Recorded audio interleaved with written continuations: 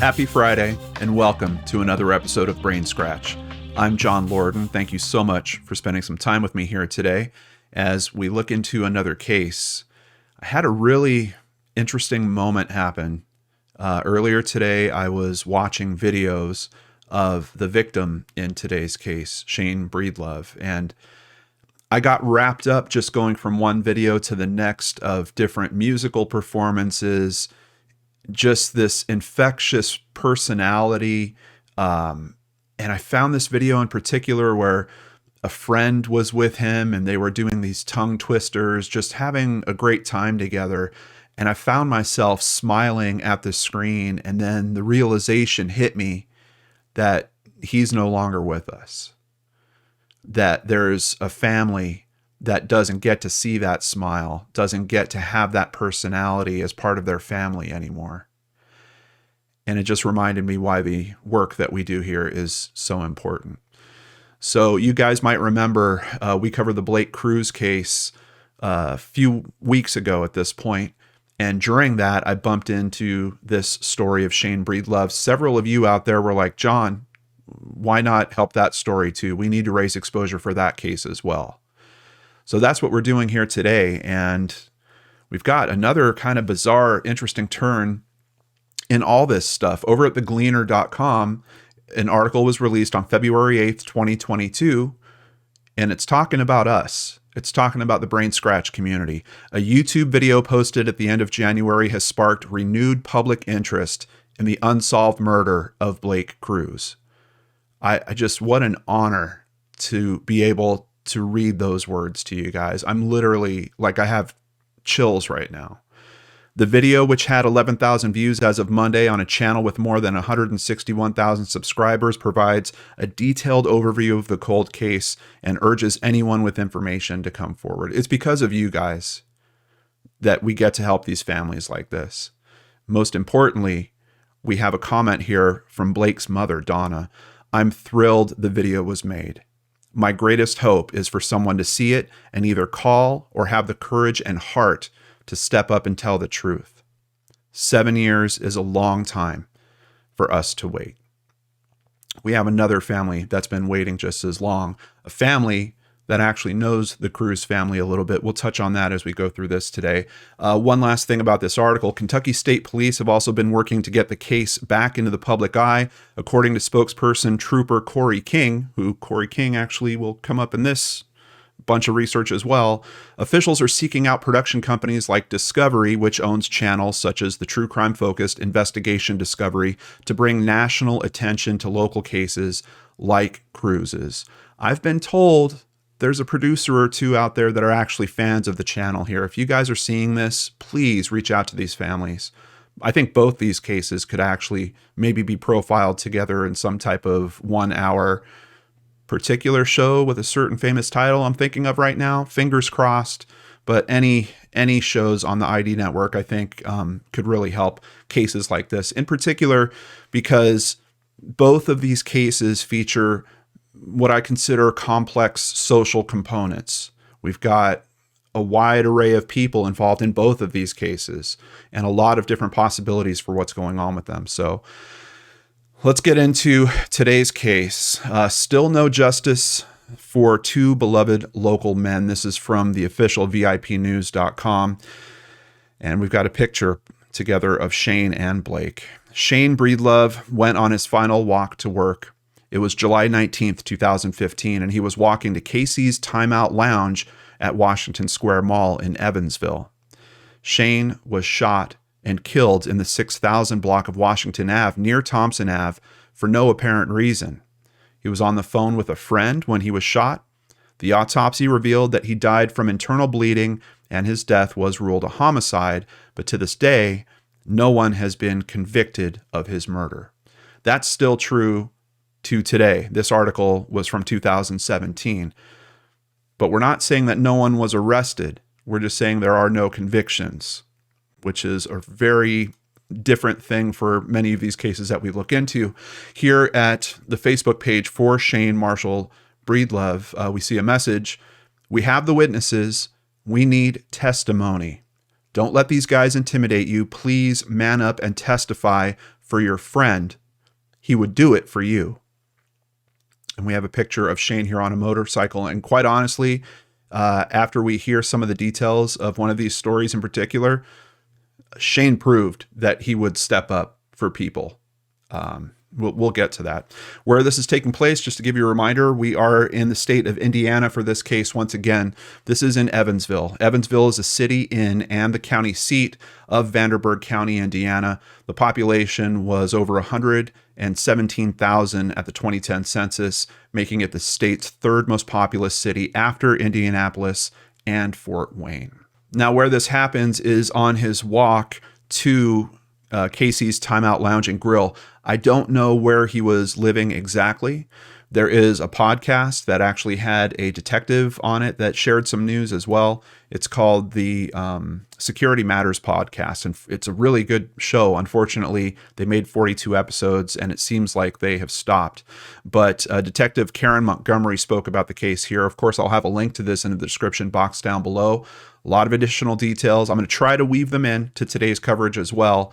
But there's a couple names that she drops and stuff like that. I'm not seeing them in other places in the media, so I won't necessarily be using those. But of course, we will talk about those considerations and some of those people as we're moving forward with this. So we know that he's on foot. He's walking to work. The story is that he's living with a girlfriend at this time. The girlfriend took his car. And it's not normal for him to be walking to work. Usually he would be driving. Apparently, especially in July, it can be very humid, very hot out here. And from the pictures, I think it's pretty clear this is a guy that really kept up his appearances pretty well. I mean, 95% of the photos I'm seeing, he looks like he just came out of the barber shop. Beard is always trimmed tight, wearing a lot of what you would consider like nightclub type clothes because part of his work is entertaining. We'll learn much more about him as we go through here. But for some reason, this particular day, he's walking to work, something that was strange. And on that walk to work, he's gunned down. Certainly seems like it could be something personal, and it looks like that by all accounts as we press into the details. But let's start at the Facebook page for the Shane Breedlove Foundation to learn a little bit more about Shane. Shane was born in Nashville, Tennessee. His family moved to Henderson, Kentucky shortly after Shane was born. Shane always had a love for people. He never met a stranger. He had a grin that could just take your worries away, and he never stayed mad at you for long. When Shane was young, he was afraid to sing in front of other people. It took him a while to get comfortable singing in front of others and being in the spotlight. From what I can see, this guy had chops. He's a really, really good singer. A lot of the footage you'll see online is him doing karaoke, but also doing covers, playing with a band. It looks like he had a band for a while as well. However, once he felt comfortable in that spotlight, there was no turning back. He captured the stage and those in attendance everywhere he went. He also made you feel a part of, and he made you feel welcomed. Shane had 5 children. One of the tragedies of this story, father of 5.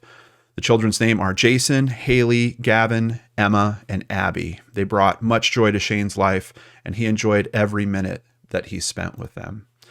There is a website, shanebreedlove.com. A little more information from here. He was an extremely talented singer and musician, having won several Evansville Courier Reader's Choice Awards for sound engineering and his work as a DJ. He enjoyed hosting karaoke at Casey's Timeout Lounge in Evansville, as well as other venues around the tri-state. He was uniquely gifted with the ability to make others enjoy themselves and have a great time. You seldom saw Shane without a smile on his face and a twinkle in his beautiful blue eyes.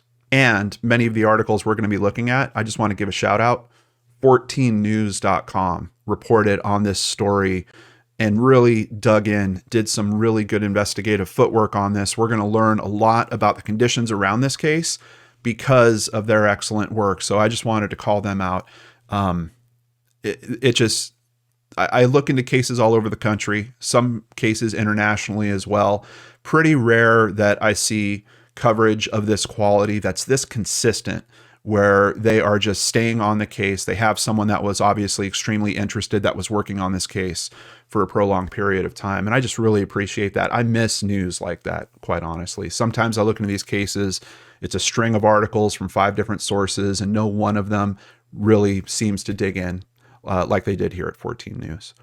Evansville police say the body of 41-year-old Shane Breedlove was found at the intersection of Washington and Thompson around 9:30 p.m. on Sunday. Let's just take a look at that intersection. I haven't dropped down to street level on it yet, so let's learn together what we have here. Okay, so we've got kind of a home on one side, homes on the other. Unfortunately, probably not a lot of opportunity for cameras unless we're talking about like Ring doorbell cams or something like that. But keep in mind, we are talking about 2015, not completely out of the realm of possibility, but not nearly as popular as they are now. Yeah, tough location when it comes to cameras. Detectives were out Monday looking for bullet fragments or any evidence that could help them solve this crime. Friends and family say Shane was a great guy, a musician who loved karaoke and used to DJ at several local nightclubs. Friends say Shane was on his way to work. Investigators still have no leads in the case. Country singer Jackson Young, a lifelong friend of Shane's, they were supposed to celebrate a birthday together that weekend, I think the following weekend, because this is happening on Sunday. This wasn't an accident. This wasn't reckless homicide. This was murder. Someone murdered my friend. Someone took my friend's life. I can't believe it. I can't believe he's gone. Now, Jackson Young would actually step up from there, go ahead and start a GoFundMe to raise some money for a reward. In this case, we can see it raised over $2,000. Looks like it's still active. Unfortunately, it's not. I did hit the donate button a little earlier today. I've been noticing that if I see a GoFundMe and it hasn't had a donation in over a year, it seems like the donations have been turned off for some reason. So that's what's going on with it right now. But I think it's really cool that that he stepped up to help in that way. And it seems like some other people kicked in too, because there was a pretty substantial reward. I do say was. A little bit of an interesting development with that we'll get to as well. Continuing over at 14news.com, an article from July 2015.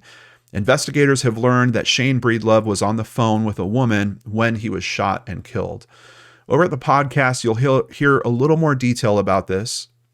The woman that he was on the phone with seems like it was a friend and someone that might have helped him out a little bit with his business stuff. The investigator on the podcast is really caught up on one particular angle, and I'm just not sure how much I would get tripped up on this. But the detective is really concerned that the friend says Shane basically told him, wait a second, hold on a second. And then they didn't hear anything, but then they heard breathing, like heavy breathing. And then they wound up hanging up. What's concerning about that is it seems like the person that was on the phone is saying they didn't necessarily hear gunshots. And it is more than one gunshot that we're talking about. I do believe that they reported hearing a siren, but the detective was able to determine that there was a fire truck that had driven nearby the location at that particular time. They lined it up and said, okay, that's the siren that person likely heard. I just don't know if it's something I would necessarily get caught up on, because I've heard so many different weird things happen with cell phones, and especially a sound that loud, depending on if he was actually on the phone or on some type of headset device. Sometimes they have these bizarre noise canceling features that will take a sound, especially a pop like that, and just eliminate it. Outside of that, could he have hit the mute button? I mean, we know that for some reason he tells his friend, hold on a second. Is someone saying something to him? Is there some type of interaction that's going on? She didn't have that information, but just all of a sudden she doesn't hear anything until there's a little bit of the siren she hears, and then there's breathing. So some questions around that, but I personally, the fact that she didn't hear gunshots might be a little more interesting when we hear how many shots actually happened. But let's go ahead and continue with the article here. In a little over 24 hours, close to $12,000 was raised for a reward leading to the conviction of Shane's killer. So that's including the GoFundMe plus some other sources that had stepped up to get that reward money together. According to police reports, officers, speaking of which, one of the things to point out, Casey's Timeout Lounge actually put up $10,000 themselves. So just a little bit of an indicator I think we can get about Shane and what people, how they felt about him, what they might have thought about him. The place where he works steps up with $10,000 for a reward. That's really, really substantial. According to police reports, officers interviewed the woman Shane was on the phone with at the scene Sunday night. Police have searched nearby businesses for surveillance video clips showing who was in the area around 9:15 on Sunday. Police haven't released how many times or where Shane was shot. Casey's Timeout Lounge has announced a barbecue chicken dinner to benefit a college fund for Breedlove's kids. Once again, just pointing out, he's got several kids. Here in the article, they're actually saying 4 children. I'm not sure why that is different from the information that we got over on Shane Breedlove, or actually on the Facebook page. But here it's pretty clear. Shane had 5 children, but regardless, either way, once again, a cool way that Casey's Timeout Lounge is stepping up to not only try to find who did this to Shane, but also help his family with a fund for college like that. It's just amazing. Over at 14news.com, the Evansville Police Department held a press conference. They released additional details in the case. Police say that detectives and the Evansville Police Department SWAT team served warrants for Derek Murray, Bobby John Handegard, and Bobby Michael Handegard. Obviously related, actually father and son. It's been 2 long, emotional weeks. Now, with 3 suspects in jail, the family tells 14 News that they're praying for those working the case. From what I understand, I believe that they picked up the Handegards, and I think Derek Murray actually wound up turning himself in. Third suspect turns himself in. We have a quote from Captain Andy Chandler. "We're one step further towards bringing some justice to Shane Breedlove's family." The Breedlove family sent the following statement to 14 News. "Seeing photos of these individuals only brings about more questions we hope to have answered soon." Chandler continues, "We've been given a number of tips and leads on a possible motive. We don't really want to say exactly what that is. Friends of Breedlove believe whatever it is that went down that night was personal." Certainly sounds like it. And there's an interesting consideration that Detective Montgomery brings up on the podcast as well. And that's just remember, it's not normal for Shane to be walking. So it's interesting to me that he would kind of be found that way. Like we've got essentially what looks like 3 men driving around in a car looking for this guy to end his life. How does that happen when he's on, the detective estimates it's somewhere between I think 20 to 40 minute walk. And that's something that he usually doesn't do. Like, how does that mechanism all come about? As a matter of fact, the detective is kind of curious. It seems like she wants to learn more about the girlfriend that took the car that Shane was living with.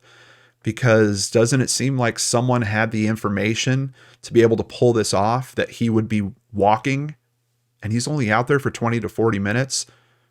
Seems like they probably know the path that he's walking from. Of course, there is a possibility we have to keep in mind that maybe they were at his house. Maybe they were anticipating that he was going to be driving, just watching for him to leave. He doesn't leave in his car. He leaves on foot. We really don't know how far or how close the home is to where the shooting site was.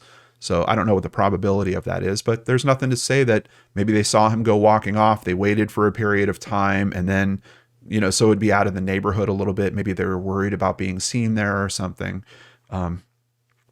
This is one of those cases where the considerations on it just completely spiral on you. There are just so many different possibilities and things to consider with this. But let's get back to the article here. The 3 men who will be charged with the murder of Breedlove are familiar faces to Evansville police. Derek Murray pleaded guilty to making violent threats against police officers. That was a little bit, I looked into that a little bit more. He would use a cell phone. He would jump on someone else's Wi-Fi. And then I don't remember if you guys might recall, I think we used this site as a source a couple times, not like a reliable source, but for social information. Do you guys remember topics.com? Apparently, Derek Murray would go there and essentially threaten to kill the police officers and their family on topics.com.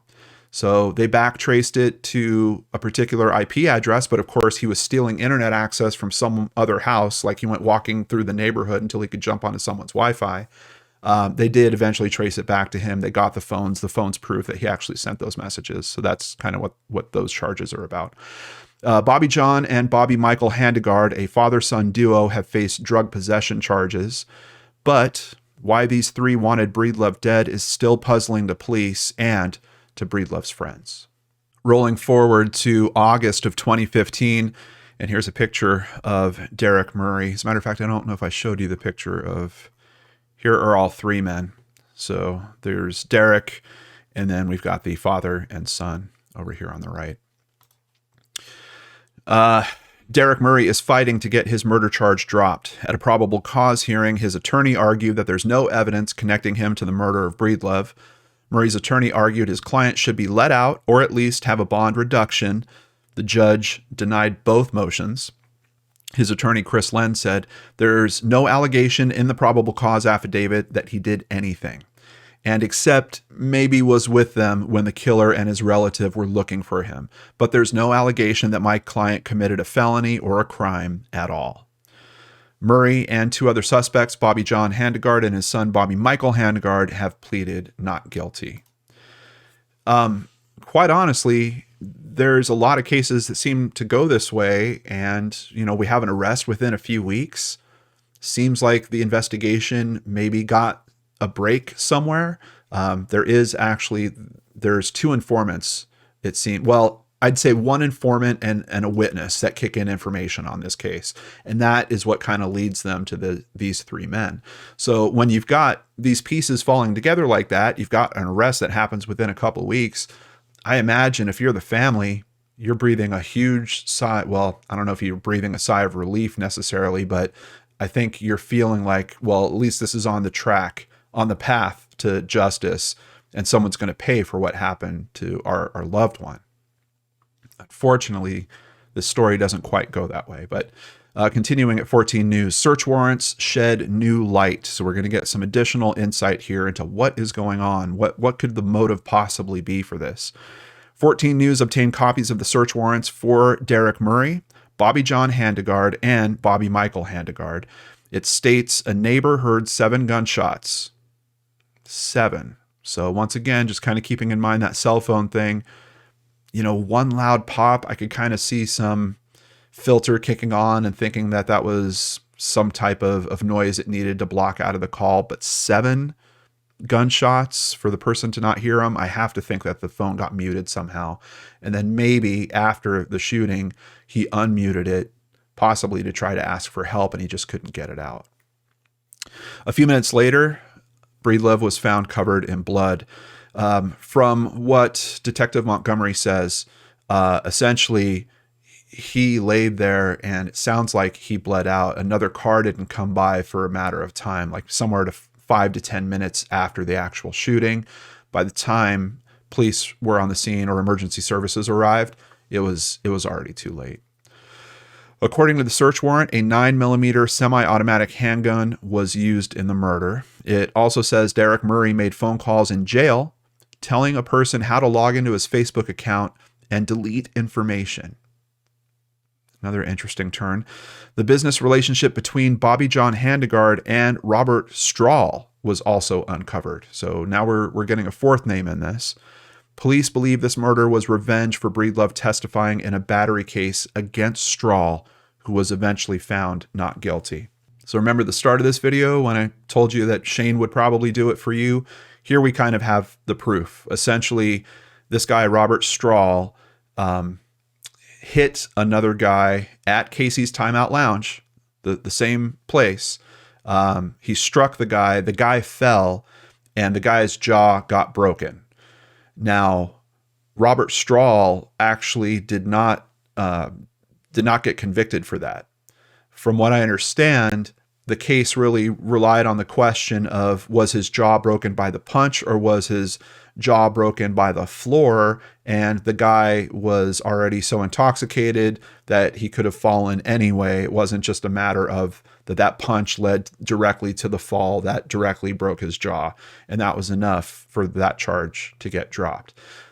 But that kind of raises an interesting question in itself. So if Robert Strahl essentially gets off in that case, would he really be so angry to try to hire some guys to go and end Shane's life? Is there something else that's going on here? Now, I think at this point, it's important to introduce another little characteristic here. We are talking about nightlife. We're talking about situations where there's probably a mix of single people, married people. Once again, from what is released in the podcast, Shane was friendly with the ladies. It looks like he was coming out of a marriage at the time. He's living with this new girlfriend. The girlfriend actually had previously dated someone else that apparently Shane and that guy didn't necessarily get along, might have had some words as well. So we've got that introduced into this case as well for possibly being a motive for someone wanting to harm him. So now we've got a court case where he testified against someone. Is it that? We've got him possibly tied up in, romantic triangles. Could it be that? There's so much to try to unravel with all this. Now, something else that kind of ties Robert Strahl to Shane, and maybe this might exacerbate things a little more, is they actually both have children with the same woman. So we've got kind of another triangle that's going on in that situation as well. I don't know if Robert Strahl is the boyfriend for the girlfriend that Shane's living with. The impression I got from the podcast is probably not, but it wasn't super clear on that. So there's some possibility. But if that's true, if it's not the same girlfriend that he's living with, that means that just from the media that I've reviewed on this, there's two kind of love triangle situations that might be coming into play here. Either one of them could be part of this or none of this. But who knows? Maybe that compounded with the fact that he testified against this guy. Maybe that was enough to upset Robert. And there's a really interesting development. And the podcast actually didn't go into any of this angle, which I'm kind of curious about because there's one extremely bizarre thing that happens with Robert Strahl. We'll get to it. But police are telling us that Strahl and Breedlove both have a kid with the same woman. Derek Murray actually has ties to a local gang called the LA Zombies. And of course, me being from California, anytime I see LA, I think, Los Angeles? What are they talking about? It's not Los Angeles. We'll learn more about it. But now we have a gang affiliation by Derek Murray. The podcast also mentions that talking to their gang unit, at least the father in the Handegard father-son duo, also gang affiliated, but not with the LA Zombies, with another local area gang. But back to this point. So we have Derek Murray being somewhat affiliated with the LA Zombies. Another man new to this case is Delarius Jackson. Jackson told police he was part of the crew which had gone looking for Breedlove before his death with intentions of killing him. Police don't believe that Breedlove was associated with any gang activity. So we've got another guy admitting he's part of this LA Zombies crew and admitting that, we went out. We were going to kill him. So it's interesting to me that if Delarius knew that, couldn't he have cleared them up in terms of what the intent was or who was ordering this? Like, it really seems like someone's behind the wheel saying, go end Shane's life. Why? Why is that happening? Or is it a matter of it doesn't matter to these guys? Was there some amount of money that was on the table for them if they pulled it off? That's another thing that kind of was brought up just a little bit in the podcast, wasn't pushed into too deeply, but some type of potential gang initiation, which I know is a theory that you guys bring up a lot when we're looking into a case and we have some gang connectivity here. Was there some type of initiation factor going on? I typically don't lean into that super easily. Once again, with some of the details that we're going to hear here today? I don't know. It's possible. This is a picture of Jackson. And police say that the LA in LA Zombies stands for Linwood and Adams, which is actually an intersection over on the south side. So that's why it's called the LA Zombies. It does note that this gang is about 20 people, most of them young teenage youth, that there are 4 main leaders of this gang. So I think that's about as much information as we need to run in that direction. From what I can see, Jackson, I think he's serving time currently for something else. He was also not supposed to be carrying weapons. He was busted for carrying weapons a couple times, some other stuff that I found on the way. But over at courierpress.com, Scott Danks is the attorney that was hired to represent Bobby John Handegard. And he has some quotes here. "My guy definitely denies that he had anything to do with this." Not very surprised by that. Danks said Bobby John Handegard does know Strahl. However, he was critical of investigators' revenge theory. Why kill a witness in a trial where there was an acquittal? The acquittal is the revenge, Danks said. It's kind of a good point, but we don't know the interpersonal dynamics here. And in particular, if we have that connectivity that they both have children with the same woman, could those interpersonal dynamics be a lot stronger for some reason? Would it be more attractive to Strahl for Shane to not be around anymore? Prosecutor Nicholas Herman and police detectives declined to say whether they still believe Breedlove's trial testimony was motive for his shooting, saying it was an ongoing investigation. The Evansville Police Department obtained arrest warrants in the shooting after an informant told an investigator that Bobby Michael Handegard had said he and the other 2 men were involved, according to the affidavit. So this is where we get to the informant. Based off what I heard the detective say in the podcast, seems like this is a minor, someone, well, certainly under the age of 18, because they talked about the fact they needed their parents in there for them to share this information. It sounds like it's a female. I don't know if she is somewhat related to the gang in some way, but seems like they're pretty concerned about her safety, which of course, if you're talking about a female teenager, that's even interacting with guys like this or this type of element, I'd certainly be concerned for her safety as well. But let's continue here. The source told police that Bobby Michael Handegard said he fired the fatal shots and that he was with his father and Murray in a vehicle looking for Breedlove. He said his father tried to shoot at Breedlove, but the gun would not fire, according to the affidavit. The police report said Breedlove was shot 3 times and killed. So just back to that thought about potential gang initiation type stuff. The only reason why I'm giving that a little more consideration in a case like this, you got a father and son that are out, supposedly trying to do this together. I believe the son's 19 at this time. The father lets the son take the shots, then supposedly tries to fire some shots, and for some reason the gun jams or it wouldn't fire for some reason. Just all of that. I'm just wondering if there was some conversation of, hey son, you got to earn your way into this, you go ahead and do this job or something. I don't know. It's strange to me that you kind of have 2 older men that are on the run around with this younger guy. The younger guy winds up being the one to actually pull the trigger in this case. I think it does kind of just open up that possibility a little bit.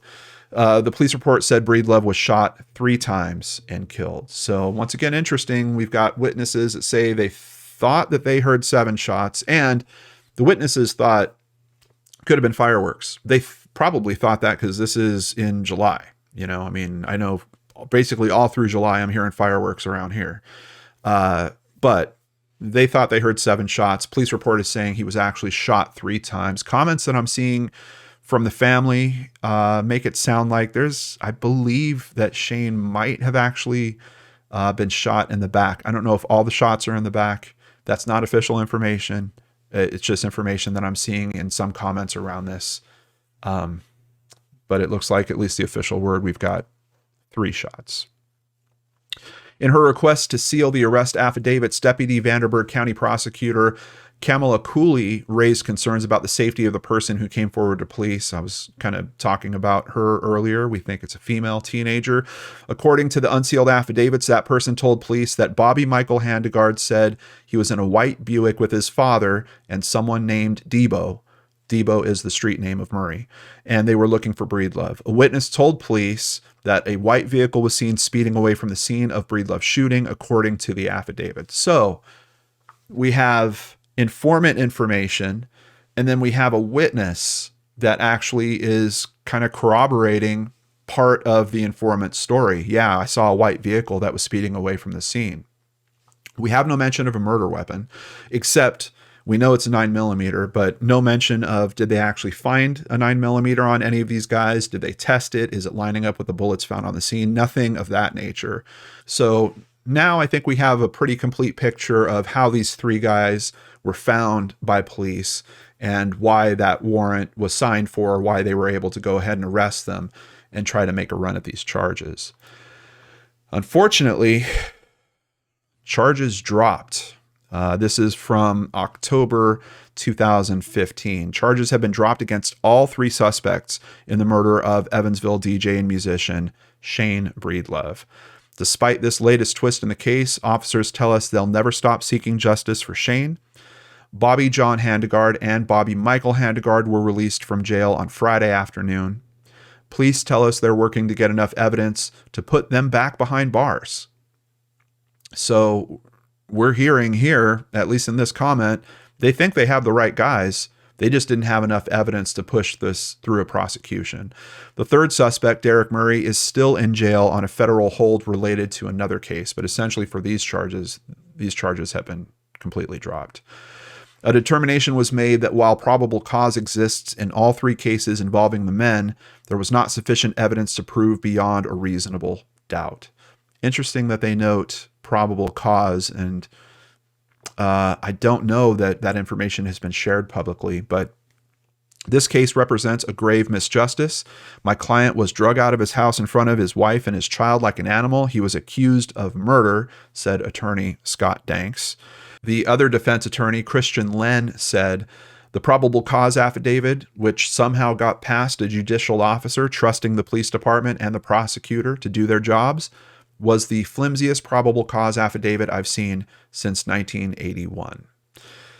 Captain Anley Chandler with the police department has a response. He says, "We strive to conduct a professional, efficient, ethical investigation each and every time we launch an investigation. We did so in this case. We will in the future, and there's no reason to change our method of operation." Evansville police are urging anyone with information on this case to come forward, and Shane Breedlove's family is also making that plea. We have a quote from his mother, Carol Cleveland. "Obviously, as his mother, the feeling of losing Shane is debilitating. Our lives are forever changed. We will never be able to understand how someone can seek out, locate, and then shoot someone in the back as he is just walking down the street." So we've kind of kicked around really four names. We have the three guys that were arrested, but then we've got this other guy, Robert Strahl. The guys are released. The charges dropped on Friday. What happens that following weekend? Man connected to Breedlove murder investigation stabbed. Robert Strahl went to the hospital Sunday after being stabbed in the chest. He's now recovering from stab wounds, and police say he's not cooperating with efforts to find out who stabbed him. We're told since he refuses to cooperate, the case is closed. I don't know about you guys, but I do not think it's a coincidence that we have these guys released on a Friday and on Sunday, Robert Strahl is getting stabbed. Could it be? Maybe. I don't know. It's possible. But you know, this is a business partner of Bobby John Handegard, and he gets out of jail on Friday. It's weird because if Strahl was kind of the one that was orchestrating this, why would they go and attack him? Unless they found out that he was somewhat responsible for, you know, the informant or something along those lines. And speaking of which, what happened? Why did this case fall apart like this? The informant actually recanted. They pulled their truth back away from the police. And at that point, then you just have a witness that's saying, well, I saw a white car driving down the street, but you don't have the informant to put on the stand that says, I know these guys went out in a white Buick looking to do this. So it seems like that was a major component to this case kind of falling apart. But this whole angle, I'm really interested. I don't know why this wasn't brought up on the podcast, unless maybe this is an active part of the investigation. They were kind of in the podcast treating it like it was a cold case file. They were opening up a little bit about kind of what was important to them. But I would imagine if this was still like an active lead that was being followed or something like that, that they weren't going to talk about this. But how do you even chase this down at this point? He's not being honest, obviously, with police about what happened. I don't think you could miss who's stabbing you in the chest. So he probably knows who did it. Why is he protecting them or their interests? Maybe there's a greater threat to him. I don't know. So we do have the family put up a billboard, and this is in 2016. We can see it right here over the Marathon Gas. It is on Green River Road at the time, and it advertised a $15,000 reward. Over at the Gleaner, once again, this is an article from 2016. Breedlove's mother mourns unsolved killing. We have a lot of murder victims in Henderson County. I want to do anything I can do to keep their names out there. As we frequently see in these cases, we have the family that's hurt going through this loss turn into a voice to try to help other families as well. And it breaks my heart that the families have to deal with this, but it's always a little bit of a bright spot to see them connect with other families, try to share their experience and help these other families in this way. And that's exactly what we have going on here with Shane's family. Although Breedlove was murdered in Evansville, the community has mourned the former Henderson resident's unsolved killing along with his family, many of whom, like his mother Cleveland, actually reside there. I was at the cemetery yesterday and praying that the Lord will give detectives the wisdom to know how to get these open cases solved, she said. When you have an open case, you don't have peace. It's always on my mind, no matter what I'm doing. At night, it's the hardest. Anytime there is a murder that goes unsolved, law enforcement try to speak for the decedent, said Trooper Corey King. Corey King, once again, we mentioned him back on the coverage we did with Blake's case. We become the voice of the murder victim, but we need the public's help for this. They do need the public's help. And of course, part of why I'm telling you about this story and we're going into all this detail is because I want you to take a moment, think about any friends and family that you have, any acquaintances you might have in this area. Share this video with them. We need someone to help nudge this case forward. If you have the information, we've got all the contact info that you need in the description box down below, and you can remain anonymous. It's really just a matter of this message trying to get to the right person. Maybe that young woman, it's several more years now. She's a young adult at this point. Maybe hearing this message again will nudge her to, hey, you know what? I got to do the right thing, go back there and put this back in play and try to bring justice for this family. Or maybe there's someone else that heard some other angle of this or has heard about it since. I mean, we know these guys got freed up. Have they talked to someone else? Has someone overheard part of that conversation or has a particular piece to this? If that's you, please find it in your heart to help this family. Pick up that phone. You can remain anonymous. I just don't know how else.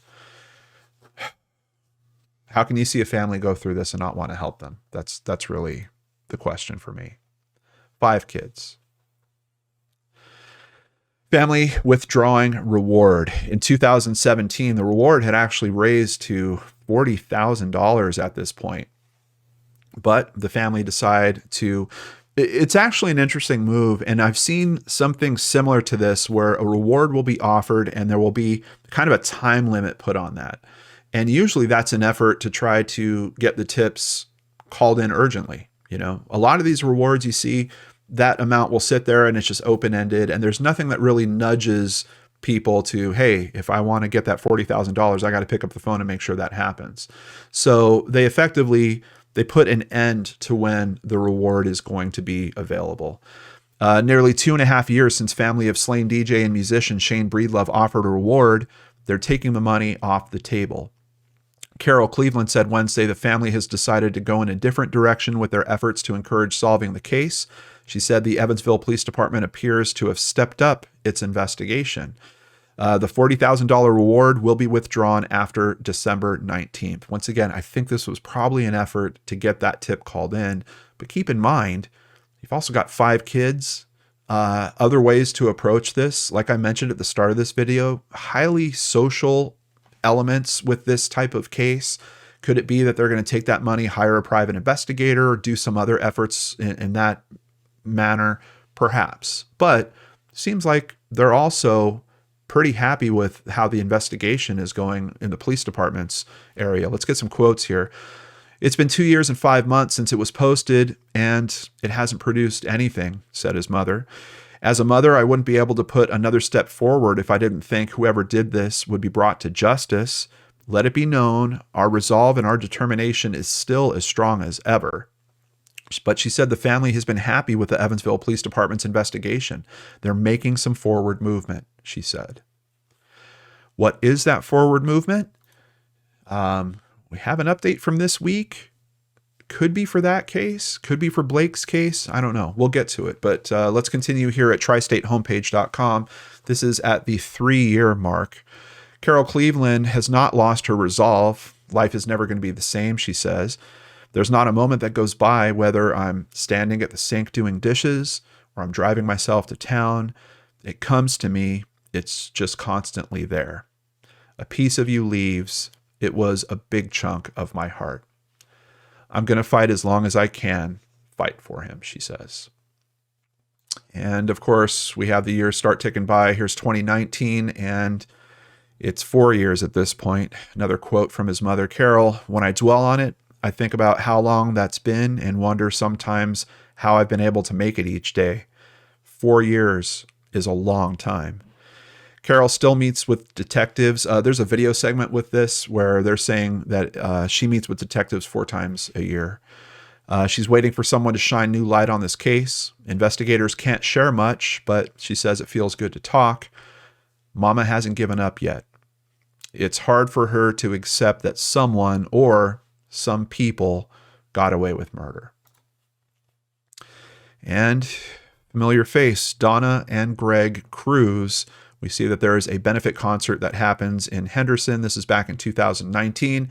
A benefit concert was held Saturday in Henderson. Shane's mother, Carol Cleveland, was there, and alongside was Donna and Greg Cruz. Donna says, help us keep the word out. I find it really touching that we have these families connecting in a way that no families want to ever experience, but backing each other up, helping each other, supporting each other at events like this. It just, it gives me, as much as my faith in the world gets questioned when we have these terrible occurrences, things like this help restore it for me personally. All the proceeds will be going to a local high school's music department for new instruments and to a college scholarship for a child looking to major in music.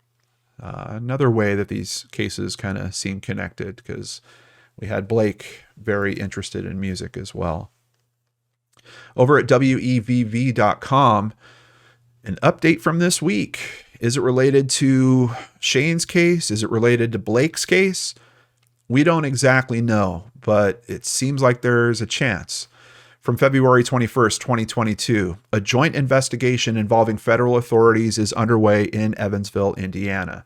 Members of the FBI and the Evansville Police Department were seen searching a lake near the Grandview Tower Apartments on Monday. The FBI tells us they were searching the lake for evidence related to a lengthy joint investigation. Now, this lake, about 10 miles away from the scene of Shane's shooting, I think somewhere more like 18, 20 miles away from Blake's. So is it related to that? We don't know. And this information is kind of new. I haven't been able to find anything else to really help solidify what this is. Would the FBI be helping with investigations of this nature? I think that could be likely, especially if they thought they were going to need some specialized resources from the FBI to conduct a search like this. Why are they looking in this particular lake? We have no idea. But like I mentioned in today's video, we have nothing that's been publicly released about that 9mm being found. Could it be a search for the weapon? I would just really hope it is some step for one of these two cases. These families would certainly deserve that. So a few different Facebook pages you can check out for yourself. Hit them with a like. Let the family know that you're here, that you're supporting their efforts to find justice for Shane's case. The first one is at Shane Marshall Breedlove. Of course, I'll have links in the description box down below. The other one is the Shane Breedlove Foundation. Just stop by, hit them both with a like. Like I mentioned, GoFundMe no longer active, so we can't make a donation through there. But over at ShaneBreedlove.com, they do have a donate button. It's for straight PayPal donation. On behalf of myself and my amazing supporters on PayPal, Patreon, people that buy us coffee or buy merchandise, we're going to make a donation directly to the family as well. Give them a little something to help support those kids, support their efforts, however they see fit to use it. We just want to let the family know that we're here and we want to help them in some way. I think I've hit most of the major points, but if you want to dig a little bit deeper, there's nothing like hearing it directly from Detective Karen Montgomery herself. Please check out the podcast Security Matters. Once again, link is down below.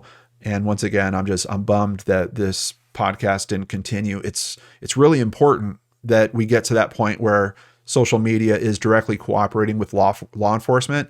That's what this podcast was an attempt at, kind of an early attempt at. And I'm not exactly sure. I don't know if it looks like it was funded by CBS, so I don't know if they lost their funding. Interestingly, it looks like their last episode is right when COVID hit, so I don't know if that was a factor in this as well. But it's got a good host, really solid information, so please check it out. Before I end today's video, I want to thank new patron Diane S. Thank you so much for the support, Diane. If you'd like to help support the channel, please visit lordandarts.com where you can sign up for Patreon, sign up for PayPal, buy merchandise, or just buy us a coffee like Melissa Armstrong recently did. We really appreciate your support. We've always kept the commercials limited on this channel, and that's not going to change anytime in the future. We can't do that without your help. So for everyone that takes that extra step, thank you so much. Please also hit that like button down below. It does tell YouTube this video needs to be seen by more people. So if you want to help the case in that way too, all it takes is a second. Just hit that like button. I know the family would appreciate it. Take care, everyone. We'll see you again on Monday with a brand new episode of Case Cracked right here on the Lord and Arts channel.